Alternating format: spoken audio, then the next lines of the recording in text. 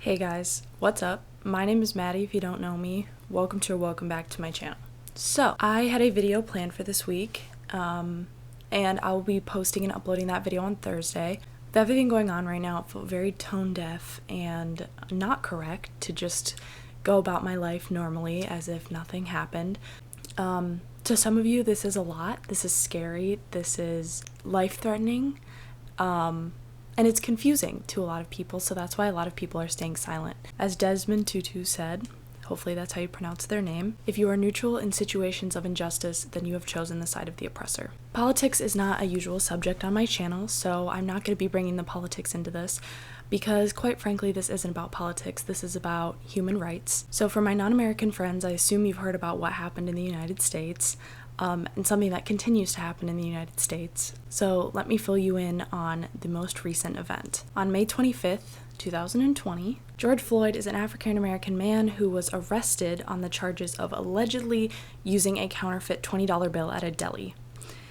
He was handcuffed and put to the ground by Officer Derek Chauvin, who is a white Minneapolis police officer, who kept his knee on the right side of George Floyd's neck for 8 minutes and 46 seconds. 2 minutes and 53 seconds after the fact that George Floyd was unresponsive. The incident was recorded by smartphones and immediately circulated the internet after the event. Floyd's death has been compared to the 2014 death of Eric Garner, who was an unarmed black man that repeated, "I can't breathe," after being placed in a chokehold by New York police officers. This is a devastating event, and Floyd is not the first to die from police brutality, nor the first to die because of the color of his skin.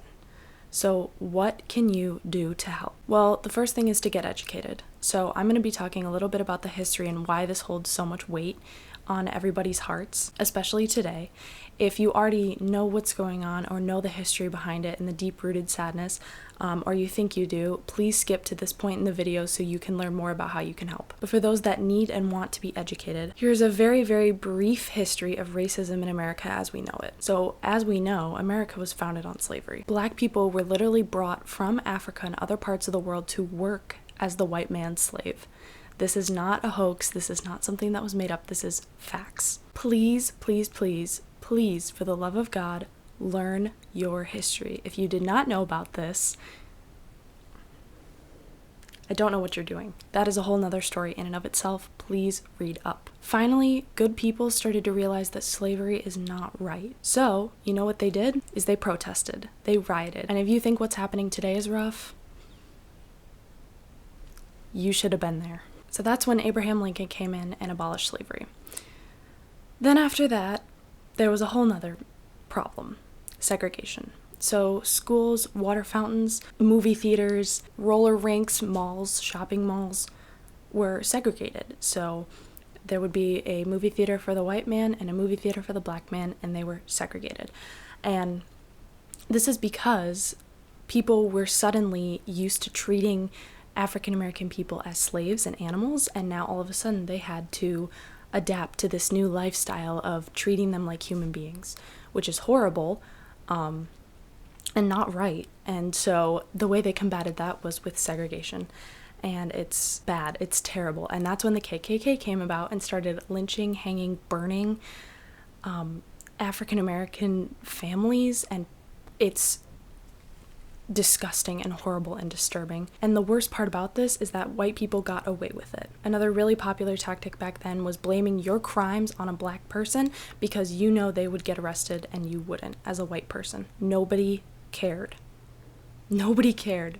The justice system was so corrupt, and it honestly still is corrupt. And with the justice system being corrupt, that means that judges didn't care, police officers didn't care, nobody cared. They would just blame it on them, get the black person arrested, and call it a day, which is so, so wrong. So this sparked another civil rights movement. This included MLK, Rosa Parks, other really historic figures, and people died. People shed blood. Martin Luther King was assassinated. Rosa Parks was arrested.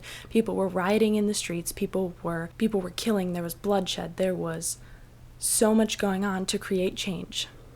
Sounds familiar. Black culture comes from people coming together and creating this culture because we would not accept them. So if you like all the music you listen to, if you like hip hop, if you like rap, if you like braids, if you like jazz and disco and so many things in pop culture today, you know where it came from and why we have all of the things we have today is because of Black culture. And this is where it came from, and people appropriate Black culture and then think it's okay to not speak up when times like this, when it's wrong. And it has been wrong for so long. And you think just because, oh, well, I like this rapper or I like this mathematician and she is a Black woman and everything's okay. Well, it's not. It's not. There is such a deep-rooted history here, and this is why the N-word holds so much power, and this is why the riots today hold so much power, because of this history in America. This is not new. Every single generation has gone through it. Our great-grandparents, our grandparents, our parents,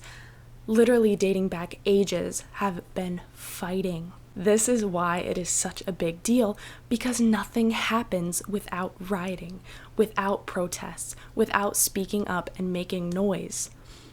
The reason that there's so much violence, and I'm not saying that it's a good thing that we have violence in the world, but it's the only way to get people's attention. If you notice, in the past, the only way we could abolish slavery was through rioting. The only way we could abolish segregation was through rioting. And the only way we could get rid of the KKK was through rioting. It has to be done here and now, because this is what we want. We want equality.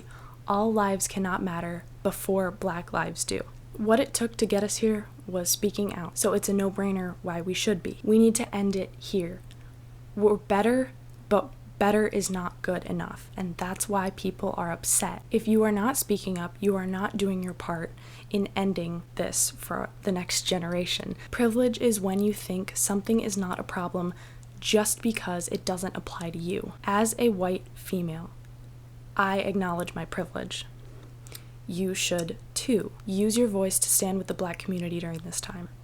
And this is so prevalent right now in our society. We need to come together and we need to acknowledge our privilege and we need to use it for the better to help the Black community. White supremacy it thrives in the justice system. And we need change, and we need it now. So how else can you help as a privileged white person? You can read books. Two of my favorite that I've read are Freedom is a Constant Struggle by Angela Davis and The New Jim Crow by Michelle Alexander. You can donate. I have links to donate down in my bio. Please, even just $1 helps. Anything helps. Donate to the causes below. You can sign petitions. I have petitions linked below that you can sign that are very helpful. You can go to protests. But of course, I know those aren't available in every area, so please, please, please be safe and know what you're doing. Watch TV and film. There's so many great TV shows and films out there, like Freedom Riders, Slavery by Another Name, Eyes on the Prize, The Black Power Mixtape, and Soundtrack for Revolution, and there are so many more. Raise awareness through social media. I've seen so many people do this. Post on your story, post on your Instagram. Do what you can to raise awareness, but remember that that is not enough. With posting, you have to make sure you're raising conversations and being educated, not just doing it because it's trendy. And please, for the love of God, this is not trendy. This is not a trend. This is something we've been fighting for ages, centuries, decades, for so long, since the beginning of America. Please do not just post something on your story and call it quits. Educate yourself, learn, sign petitions, donate, do what you can. Be active and please be safe. I love you all. Thanks for watching.